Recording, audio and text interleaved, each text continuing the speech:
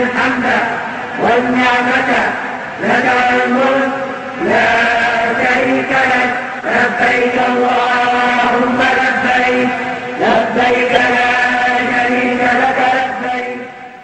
الحمد لله الذي علم بالقلم علم الإنسان ما لم يعلم والصلاة والسلام على سيدنا Muhammad wa ala alihi wa sahbihi wa sallam.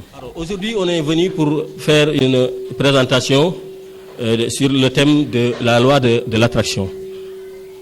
C'est pas fortuit si on a choisi le lycée Demba Diop pour le faire. On n'est pas des spécialistes en la matière. Il faut le préciser dès à présent. On n'a pas la prétention. Mais on a vu que la loi de l'attraction est un thème récurrent qui interpelle le monde entier, qui, à notre sens, peut permettre, n'est-ce pas, à l'humanité de sortir de ce gouffre, de peine, de souffrance, d'exploitation de l'homme par l'homme, de tous les maux, bref, de toutes les pertes de valeur. Et nous sommes dit qu'il est temps qu'on essaie de faire quelque chose. C'est pourquoi on a choisi ce thème-là, parce que, à notre sens, la loi de l'attraction est la panacée. La loi de l'attraction, c'est la solution pour qu'on sorte de nos difficultés. Donc, c'est quoi la loi de l'attraction? Pourquoi se fait-il que tout le monde parle subitement de la loi de l'attraction à tous les niveaux? On a dit, pour cela, il faut comprendre que tout est parti de l'énergie. Tout part de l'énergie. L'énergie, c'est la vie. Comment faire pour sortir de la pauvreté? Comment faire pour sortir de l'errance? Comment faire pour se dominer? Comment faire pour dominer la nature? Comment faire pour réussir dans la vie? Mais on se dit, bon, si on dit que l'énergie est au départ, à la base, en tant que musulman, on doit pouvoir se poser des questions. Parce que on parle de vibration quand il s'agit d'énergie, de vibration énergétique. On parle de vibration, de termes liés au mouvement de l'énergie. Par rapport à ça, il y a beaucoup de théoriciens de la loi de l'attraction qui défendent, et d'ailleurs c'est un des principes de la loi de l'attraction, que ce que je pense, c'est ce que je suis. Ce à quoi tu penses, c'est cela que tu vas avoir. C'est-à-dire que tu es ce à quoi tu penses. Si quelqu'un veut devenir ceci ou cela, s'il y pense avec la méthode de la loi de l'attraction, il va le réussir. Donc, depuis Bouddha a parlé, ils ont théorisé sur ça. En ce moment-là, les gens ne connaissaient même pas. En tout cas, la science n'était pas à ce niveau-là pour qu'on puisse comprendre l'énergie et même aller jusqu'à la mécanique quantique pour pour explorer l'atome, pour aller vraiment revoir les particules les plus petites de l'univers. Mais ils ont eu l'éclairage de Subhanahu wa Ta'ala et ils ont pu mettre sur pied des théories qui les ont aidés dans leur vie spirituelle et dans la vie de tous les jours par rapport à ça. Maintenant, je pense que par rapport à l'énergie, à la loi de l'attraction en tant que telle, j'ai voulu scinder l'exposé en 3 parties. On va d'abord parler je vous ai dit tantôt, on est ce qu'on pense. On va d'abord parler de ça. Pourquoi on est ce qu'on pense? Le second point, c'est l'univers est abondant. L'univers est abondant. Qu'est-ce que ça veut dire, l'univers est abondant? Et le troisième point, c'est la réussite est à notre portée. C'est-à-dire l'impact de la loi de l'attraction sur l'individu. Parce que nous, surtout à Visa, on ne parle pas, on n'utilise pas, on ne parle pas au pluriel. On dit l'individu, la personne. Parce qu'il s'agit de parler à la personne. Parce que si on veut changer les choses, il faut que chacun de nous soit en phase dans cette dynamique-là pour qu'on puisse changer. Le problème actuellement, c'est que comme dit Subhanahu wa Ta'ala dans le Coran, Aksaruhum la ya'lamun, la plupart des gens ne savent pas, mais ceux qui savent, c'est une poignée de personnes, mais qui n'ont pas vulgarisé l'information. Cette séance-là procède de cette vulgarisation. Donc, par rapport donc à on est ce qu'on pense, immédiatement on se dit, bon, on est ce qu'on pense, qu'est-ce que ça veut dire la pensée? C'est quoi la pensée? Si on est ce qu'on pense, la pensée a un rôle important. La pensée, c'est quoi? La pensée, tu ne peux pas quantifier, tu ne peux pas dire la pensée est à ce niveau ou à ce niveau. Tu te dis que c'est là-dedans, en tout cas je sais que je pense, tout ce que je sais c'est que je pense. L'autre disait je pense donc je suis. Donc la pensée, elle vient de nulle part. Je ne sais pas, on m'a dit que j'ai un esprit, mais je ne peux pas savoir d'où ça vient. De ce point de vue-là, on doit comprendre que cette pensée-là doit venir de quelque part. Et elle ne peut pas venir ex nihilo du néant. Parce qu'il n'y a pas de néant. Mais il faut qu'il vienne de quelque part. Et ce quelque part-là, c'est l'énergie. Parce que la vie, c'est l'énergie. Dieu lui-même est énergie. De ce point de vue, donc, on a dit que, donc, du point de vue spirituel, Dieu a dit,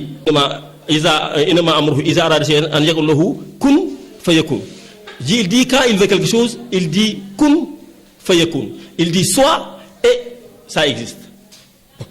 Ça veut dire quoi? Ça veut dire que Dieu même lui-même a utilisé le son. Ça veut dire que toute la création est partie du son. Parce que kun fayakun, c'est soit et l'existence a existé. Donc au départ, il y avait le son. Donc si on dit que la pensée, le fait de réfléchir, c'est des sons, on émet des sons, les sons là se forment en ondes vibratoires et ces ondes-là se reflètent dans l'univers et font que tous les sens sont réveillés et il y a le contact avec l'environnement, avec soi-même d'abord et avec l'environnement. De ce point de vue-là, si on voit que donc l'énergie, c'est le son, c'est la lumière divine bien sûr, on y viendra, mais c'est le son. Donc le son, à tout point de vue, si on réfléchit sur le son, on se rend compte que en réalité, il n'y a pas de vide. En réalité, l'atmosphère, l'univers nous parle, l'univers chante. Il y a une symphonie divine permanente dans nos oreilles. Il suffit de rester seul, de croire que d'être dans un milieu où il n'y a personne qui parle, il n'y a personne qui fait du bruit, on entendra tout le temps des bruits. Si on n'entend pas des bruits, on entendra des sifflements. Ces sifflements, c'est ça le kun de Subhanahu wa ta'ala. C'est ça la lumière qu'on ne voit pas, mais qui est bel et bien là et qui est à notre service. On y viendra au niveau du second point. Parce que l'univers est abondant, effectivement, l'univers est abondant, il y a tellement de choses dans l'univers et tout ce dont on a besoin est dans l'univers. On y reviendra, je disais taquiner mon frère musulman de Ibad Rahman, je lui ai dit que certains disent que ceux qui comptent sur l'univers pour s'en sortir, ils font du shirk, parce qu'on ne peut pas croire à Dieu et dire je compte sur l'univers, c'est l'univers qui doit me donner. On y viendra, nous faisons partie de ceux qui disent, effectivement, c'est l'univers qui donne, mais ce n'est pas l'univers, parce que c'est Dieu qui a créé l'univers, donc l'univers, c'est le trésor que Subhanahu wa ta'ala nous a donné pour qu'on puisse y puiser et régler nos problèmes. Donc, s'ils disent, tu penses, je pense, ce que je suis, effectivement, c'est en rapport avec l'énergie. Et en rapport avec l'énergie divine. Ça n'a rien à voir avec le shirk. Parce que si je dis, moi, l'énergie qui m'alimente, l'énergie qui me tient même, si je suis là, c'est à cause de l'énergie. Si je vis, c'est à cause de l'énergie. Si l'énergie là me permet de régler mes problèmes, je ne peux pas comprendre comment on peut dire que ça, c'est un shirk. Mais on y reviendra, certainement on donnera l'opportunité à certains d'entre vous qui voudront donner leur point de vue, notamment les scientifiques, surtout les scientifiques. Parce que je vous ai dit tantôt qu'on s'intéresse à la matière, parce que c'est pour qu'on règle notre problème, le problème d'existence même. On a un problème pour sortir la tête de l'eau, comment faire pour mettre fin à la crise des valeurs, comment faire pour qu'on puisse vivre en être humain raisonnable, même si on n'est pas musulman, qu'on soit chrétien, qu'on soit même athée, qu'on comprenne qu'on n'est pas venu ici pour n'est-ce pas, causer du tort à d'autres, on n'est pas là pour pervertir, mais on est là pour faire le bien. Et cela m'amène, avant qu'on entre plus profondément dans l'énergie, dans le Khalifatullahi. Le Khalifatullahi fil ard, Dieu, et nous sommes des khalifas, des représentants de Dieu. Mais on a l'habitude de le dire. Dieu dit dans le Coran, Inni ja'ilun fil ardi khalifa. Bon, c'est lui qui l'a dit. Il a convoqué les gens, il leur a dit, voilà celui-là, je vais l'envoyer sur terre pour qu'il soit mon représentant. Mais ce n'est pas lui, Adam. C'est Adam, c'est nous, c'est chacun d'entre nous. Donc, en quoi on est représentant de Dieu? Et si on est représentant de Dieu, est-ce que c'est lui qui nous a envoyé pour qu'on soit son représentant? Est-ce qu'il nous a laissé les mains vides? Est-ce qu'on peut envoyer quelqu'un, lui dire, va me représenter quelque part, sans lui donner un message, sans lui donner les moyens d'y arriver, sans lui donner les moyens de locomotion? C'est pas possible.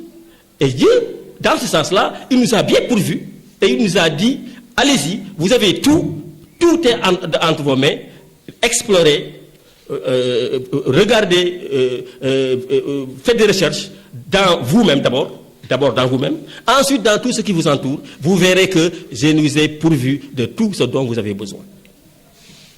Et le Khalifatullah maintenant, pourquoi nous, à Visa, nous disons que c'est le Khalifatullah? Le Khalifatullah nous plonge dans le centralisme. Moi ce que j'appelle le centralisme humain. Le centralisme, non à l'européen, non, c'est pas à l'européen, mais c'est moi, je ne suis que par moi. Je n'existe que par moi. L'autre existe après moi. Et l'autre ne peut appréhender mon moi. Donc je suis presque le centre du monde. Parce que tout gravite autour de moi. Tous les autres sont des figurants. Je suis le centre. De ce point de vue-là, ce concept de centralisme nous évitera de compter sur les gens, sur d'autres personnes. J'ai l'habitude de dire que la connaissance qu'on acquiert par l'autre n'est pas une connaissance. On vous stimule, on vous pousse à réfléchir, mais on ne peut pas vous faire apprendre à l'extérieur de vous. Je disais à l'un de vos professeurs qui est dans Visa, je lui dis que ne croyez pas que vous enseignez aux élèves. Vous ne faites que leur rappeler, parce que vous-même, on vous a rappelé. Et vous rappelez aux élèves, ces élèves-là vont rappeler à d'autres. Mais la connaissance, c'est celle qui vient du très fond de l'âme. C'est celle qui vient de la foi, c'est la vraie connaissance. Et cette connaissance-là, c'est celle qui fait que, même si on regarde quelqu'un, on sait celui-là, qu'est-ce qu'il fait, qu'est-ce qu'il a dans la vie, on peut même lui dire toute sa vie. Et dès lors qu'on comprend ça, on est libre. Et le musulman est libre. Dieu l'a dit dans le Coran, la ikraha fi din, qad tabayyana ar-rushd min al-ghayy. Il n'y a pas de contrainte en l'islam. L'être humain est libre et est libéré par Dieu. Le musulman, lui, on lui a signifié ça dans le Coran, qu'il est libre. Si maintenant on le comprend de ce point de vue-là, on saura que cette liberté-là, ce n'est pas une liberté théorique, mais c'est une liberté dans l'action. Je suis libre, donc il faut que j'utilise ma liberté. Je ne dois pas faire une chose parce que l'autre l'a fait. L'autre, quelle que soit son érudition, il peut faire des erreurs. Quelles que soient ses compétences, il peut faire des erreurs. Mais moi, dans mon fort intérieur, ce que je ressens, je suis le seul à ressentir. Et Dieu peut te donner des informations que l'autre n'a pas au niveau de la loi d'attraction, au niveau des énergies. Donc, je disais tantôt que j'ai fait un peu la corrélation entre, j'ai parlé de le nour d'énergie divine et de l'énergie. L'énergie qui est en nous et qui est dans l'univers. Pourquoi on a fait la corrélation? Parce qu'à Visa, nous avons, il y a une sourate, un verset qui nous a marqué et on en a fait un logo. C'est Allahu nuru samawati wal ard.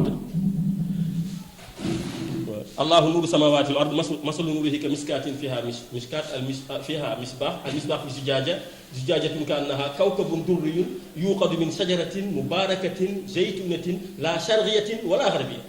يكاد زيتها يضيء ولو لم تمسسه نار نور على نور يهدي الله لنوره من يشاء ويضرب الله أمثال للناس والله بكل شيء عليم. Ce verset nous a inspiré tellement de choses. On en a fait un logo. J'espère que ce n'est pas tous les jours que vous voyez un logo d'un verset coranique. Vous n'avez jamais entendu parler d'un logo verset coranique? C'est la première fois. Alors. Vous êtes fatigué par le ramadan? Derrière là, ça va pas? C'est le ramadan qui vous tient bien. Vous êtes bien collé. Ce que je dis là, c'est pas trop profond. Et d'être. Donc il arrive la terre, on y prend la protection dans le temps. Moi, je nous dis que Mishkatin, tu dis l'exemple de ma lumière, parce que vous ne pouvez pas comprendre ma lumière. Vous avez une intelligence limitée. Si je vous dis je suis Allah et la lumière des cieux et de la terre, vous ne pouvez pas comprendre. Ça peut vous amener à rentrer dans le chiffre. Il dit, je vais vous donner un exemple précis pour que vous puissiez comprendre. Il dit, moi je nous dis que Mishkatin, l'exemple de ma lumière, c'est comme une niche, une boule de lumière. Et dans cette boule de lumière-là, il y a une lampe. Vous voyez la lampe là? quelques intelligents qu'on soit, on ne peut pas voir dans la limite dans la lampe. Mais Dieu nous dit, la lampe là, elle est là. Il y a un misbah. Al-misbah maintenant, fille Zujadja. Il dit, l'exemple de la lumière, c'est une niche. Dans la niche, une lampe. Mais il n'a pas dit une niche, un verre et une lampe. Il a dit une niche, une lampe et une lampe dans le verre. Donc l'ordre est important et l'ordre est plein de sagesse et plein de hikmah. Pourquoi? Il dit, Mishkat c'est la niche. Il dit, Misbah c'est la lampe. Ensuite il dit, la lampe maintenant dans le zujaj, dans le verre. Le verre qui est là pour protéger la lampe. Et si on regarde bien, si on lit verticalement, on voit 132. 132, dans la numérologie, on voit 132, c'est qalb. Le qaf c'est 100, le lam c'est 30, la valeur de base c'est 2, ça fait 132. Et les savants ont dit, les ulémas, la plupart, en tout cas, c'est très récurrent au niveau des savants. Dieu a dit que moi je suis Bila Makan, je n'ai pas de temps, je ne suis pas dans le temps, je ne suis pas dans l'espace, je ne suis pas dans cela, je suis intemporel, je n'ai pas de vie, je n'ai pas de... Mais, si j'avais à habiter, j'habiterais dans le cœur de l'humain. J'habiterais dans le cœur de l'humain, et pendant qu'il est en train de se décrire lui-même, décrire sa lumière, on trouve le khalq dans cette lumière. Ça ne paraît pas Adib? C'est pas extraordinaire ça? Non? Non? Vous ne trouvez pas extraordinaire? Non? C'est pas merveilleux? Dites que c'est merveilleux. Dites Subhanallah. Il faut dire Subhanallah. Une trouvaille. Si vous n'avez pas compris, je reprends. Dieu est en train de parler de sa lumière. Et on est en train de schématiser ses paroles. Et ça nous amène à notre cœur. Et le cœur, c'est tout ce qui fonctionne à partir du cœur. Et la lumière, l'énergie est à la base de tout. Ça veut dire quoi? Ça veut dire que donc, ces trois cercles-là, c'est en réalité la lumière divine qui est, n'est-ce pas, mis en rapport avec notre cœur. Maintenant, on continue le verset. Il y a quelqu'un qui connaît le verset ici? Quelqu'un qui connaît le verset? Non? Bon. Le verset Allahu nuru samawati wal ard. Bon, c'est pas grave. Donc, Allahu nuru samawati wal ard. Masalu nurihi ka mishkatin fiha misbah. Al misbah fi zujaja. Zujajatun ka annaha kawkabun. Duruyun. C'est comme si c'est une étoile scintillante. Une étoile scintillante. L'étoile scintillante, donc, démarre à partir du 3.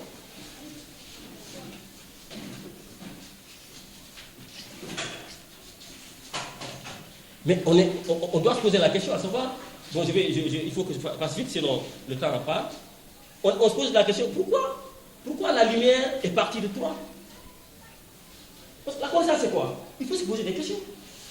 Dieu a dit tout le long du Coran, posez-vous des questions, réfléchissez, faites des recherches pour découvrir la connaissance, pour aller à la connaissance. La connaissance ne s'acquiert jamais avec l'autre, je vous l'ai dit, et on peut en débattre si vous voulez. Donc, ce vers-là, c'est 3, et on sait que 3 pour nous, 3 c'est l'essence de la création. 3 c'est l'essence de la création. 3 c'est la station où on peut rapidement atteindre Dieu. D'ailleurs, sans 3, on ne peut même pas atteindre Dieu. Je donnerai des explications. 3, c'est le premier chiffre impair. C'est quel chiffre? Le premier chiffre impair? Hein? C'est 1. Mais 1, on dirait que 1 est exclusivement réservé à quelqu'un. à qui? À Subhanahu wa Ta'ala. Donc nous n'avons aucun accès par rapport à un, parce qu'il est akbar, il est jaloux de sa grandeur, il est jaloux de son unicité, donc un appartient exclusivement à Dieu. C'est pourquoi il ne veut pas qu'on dise moi. Personne ne doit dire moi, sauf Dieu. Lui, il dit, il dit que moi je suis grand, il est le seul à dire je suis grand.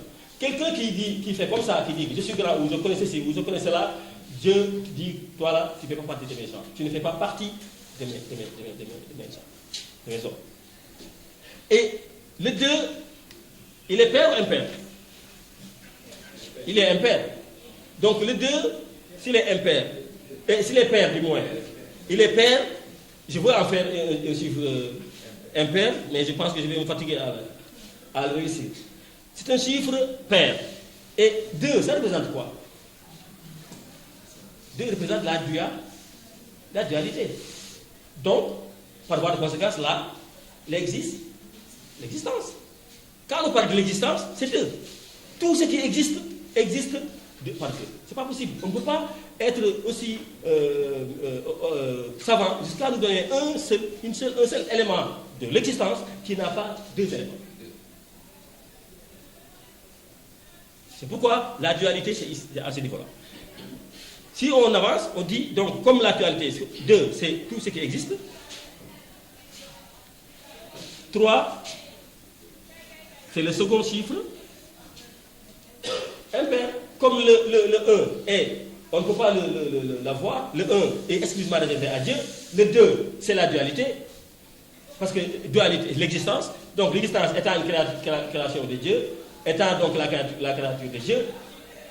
Donc 2, c'est simplement la création. Maintenant, pour aller au-delà de la création, on vient à 3, et ce 3-là, c'est le second chiffre impair, et c'est lui qui va nous amener à Dieu. Pourquoi? Parce que quand Dieu nous indique sa lumière, quand il nous explicite sa lumière, il nous dit que sa lumière part de 3. C'est Dieu qui l'a dit, c'est pas moi. Mais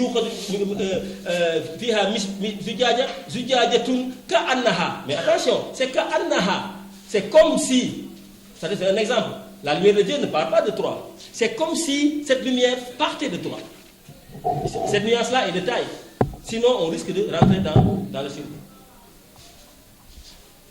Maintenant, ce 3, il dit que la lumière-là qui vient d'ici là, Dieu il continue. Yuqadu min shajaratin, il vient d'un arbre.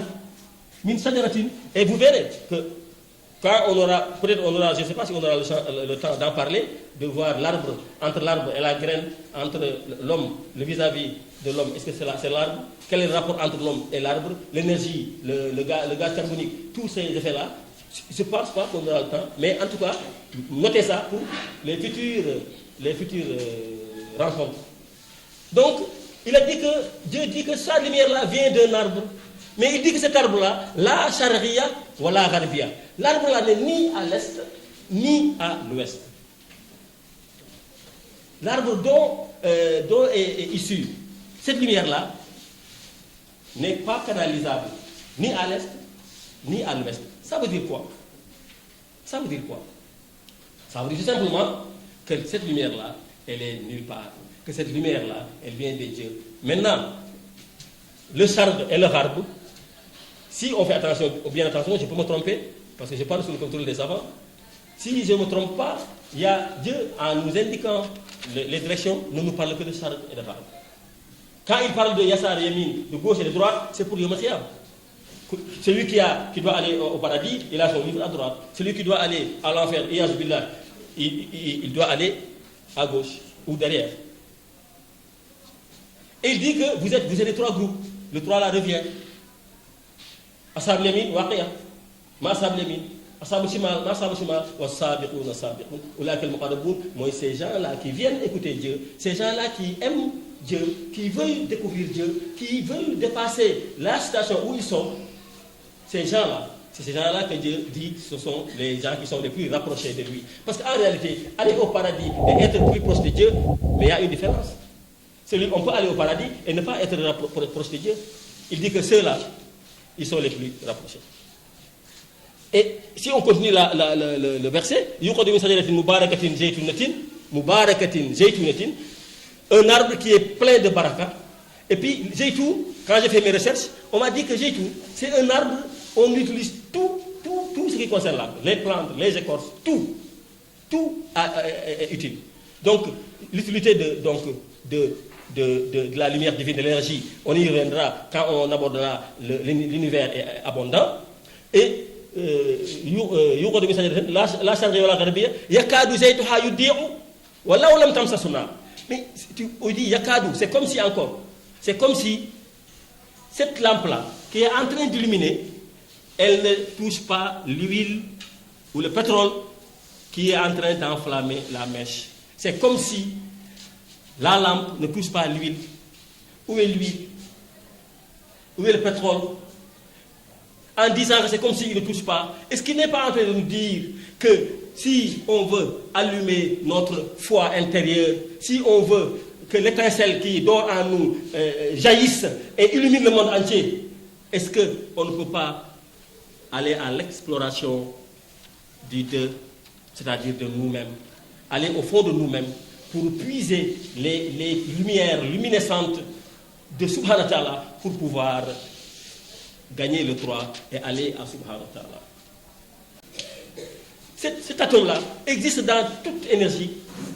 Et maintenant, il dit Nour à la Nour, moi je suis lumière sur lumière. Mais il est énergie alors.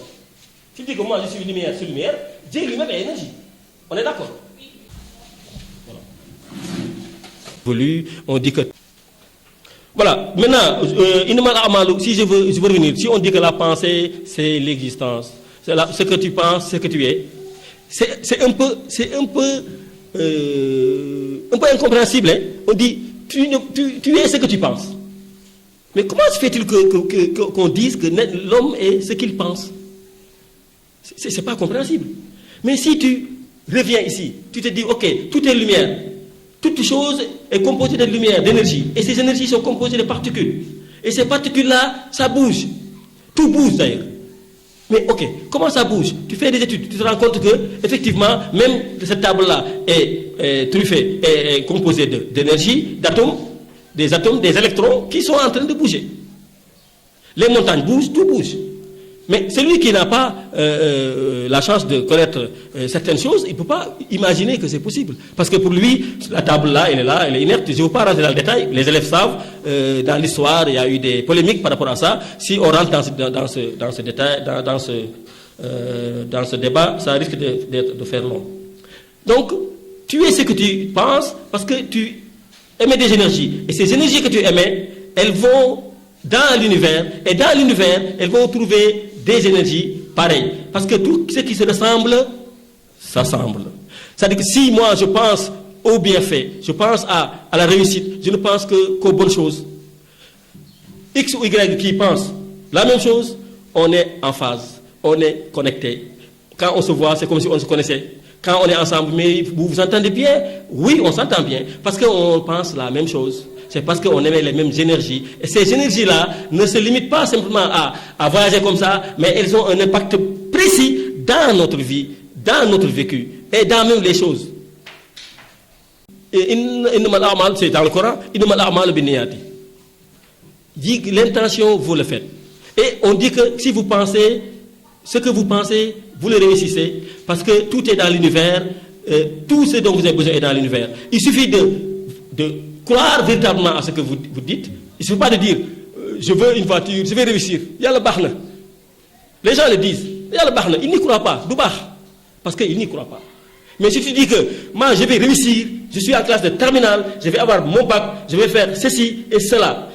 Et tu te l'imagines dans la conscience. Tu dessines ça. Parce que le langage émotif de l'émotion, c'est ce langage-là que l'univers entend.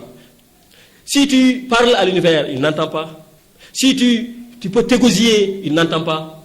Tu peux faire tout ce que tu peux écrire, il n'entend pas. Mais quand même, tu peux écrire pour toi. On y viendra peut-être un autre jour. Tu peux écrire pour toi et ça va marquer parce que Dieu a dit Allama bil qalam, on y reviendra. Mais si tu imagines une scène, tu dis aujourd'hui, je veux manger, pour les serrer, un poulet. À la maison, je veux manger un poulet. Tu te mets dans l'imagination un poulet bien rôti. Dès lors que tu le fais, l'énergie qui est ambiante qui est en rapport avec toi, va tout faire pour que tu aies ce poulet-là. Tu rentres à la maison, tu viens, tu trouves un poulet, tu dis, mais subhanallah, subhanallah. Parce que tout simplement, quand tu as pensé à ça, ces énergies-là c'est l'écho de ces énergies qui vont, n'est-ce pas, venir, et ça va faire la rencontre entre ces énergies-là positives et vos énergies positives feront que l'action va naître, ce que vous voulez, le désir va se concrétiser. Et on voit, s'il y a beaucoup d'exemples, si vous voyez dans le net, vous verrez qu'il y a tellement d'exemples des gens qui sont traités, qui ont des cancers qui sont en phase terminale. Mais le gars, il vient, qu'est-ce qu'il fait? Il dit, bon, il faut que tu crois en ce que je fais. Ok, d'accord. Moi, ce que je fais, je vais dire des mots. Celui qui traite, qu'est-ce qu'il fait? Il se met à dire, c'est arrivé, tu es guéri, tu es guéri, tu es guéri, tu es guéri, tu es guéri, tu es guéri. À un certain moment, la tumeur s'en va. Pourquoi? Parce que tout est dans cette énergie-là. Et si tu convoques la pensée positive par rapport à quelqu'un qui est malade, je disais hier à une de mes tantes, je viens chez lui, je dis, yàlla may wérgu yaram ci wéru koor bi ba ngay doxas tànk mu ne yombul ma ne ko moo tax doo ko am yombul doo ko am parce que l'univers ne connaît pas la négation. D'ailleurs, il ne connaît même pas l'affirmative. Ce que l'univers connaît, c'est si ce que je veux ceci. Je voudrais bien, je ne veux pas venir en retard. Un élève qui dit je ne veux pas venir en retard, il a en perspective venir en retard. Mais l'élève qui dit je viens tout le temps à l'heure, il a en perspective de venir à l'heure. L'univers n'a pas entendu celui qui a dit je ne vais pas venir en retard. Non, parce que lui, il a choisi de ne pas venir en retard. Il a choisi la négation. Parce que l'univers ne connaît pas, je ne veux pas venir en retard. Ce qu'il connaissait, je veux venir à l'heure, il dit ok, tu vas venir à l'heure.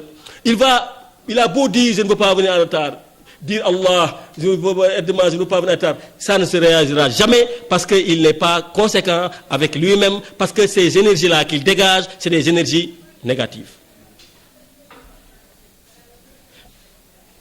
Il y a une sourate qui m'a particulièrement marqué dans le Coran, c'est sourate Tin. لقد خلق الإنسان في أحسن تقويم ثم رددناه أسفل السافلين إلا الذين آمنوا وعملوا الصالحات فلهم أجر غير ممنون صدق الله العظيم. Mais quand j'ai visité, quand j'ai lu ce qui nous forme par la plus bonne forme, qui nous, n'est-ce pas, met dans de bonnes dispositions, ensuite qu'il nous rabaisse. Pourquoi il nous rabaisse? Il dit إلا الذين آمنوا وعملوا الصالحات. Sauf ceux qui croient en moi et qui font des œuvres de bonté. Ceux-là, c'est quoi? C'est ceux-là qui cultivent l'énergie positive. En cultivant l'énergie positive, tu as du bien. En cultivant l'énergie négative, tu as le négatif.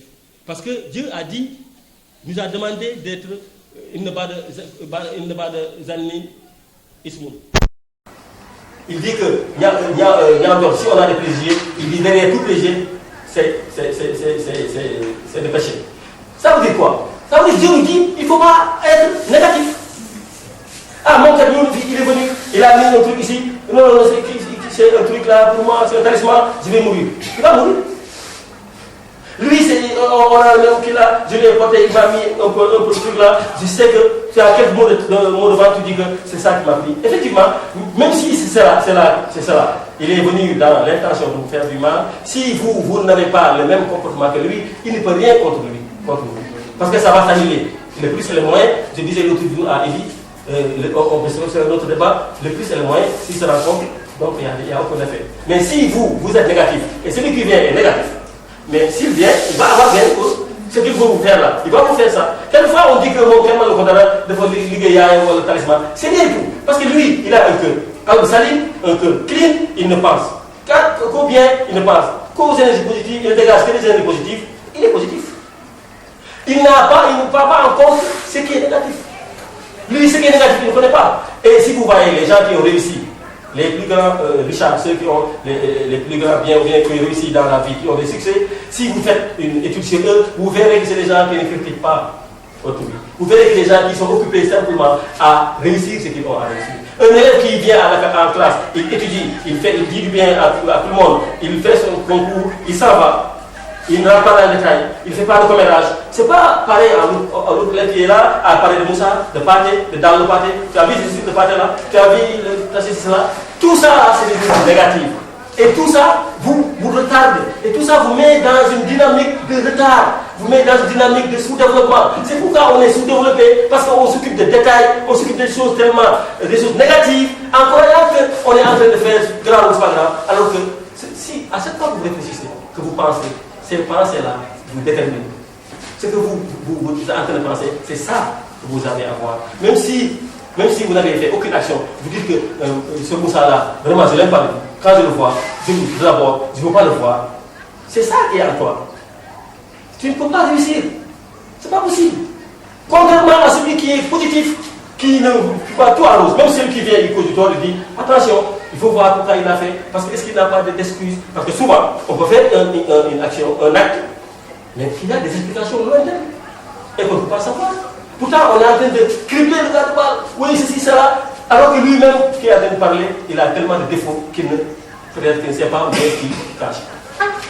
Donc, ce moment dans la Dieu nous dit, je vous ai créé, vraiment, vous êtes en haut, mais je vous ai fait descendre. Pourquoi? Pour que vous fassiez l'effort de grimper, de monter. Faites l'effort de monter. Et l'effort de monter, c'est être positif, mais d'abord savoir que vous êtes fort, vous êtes puissant. Il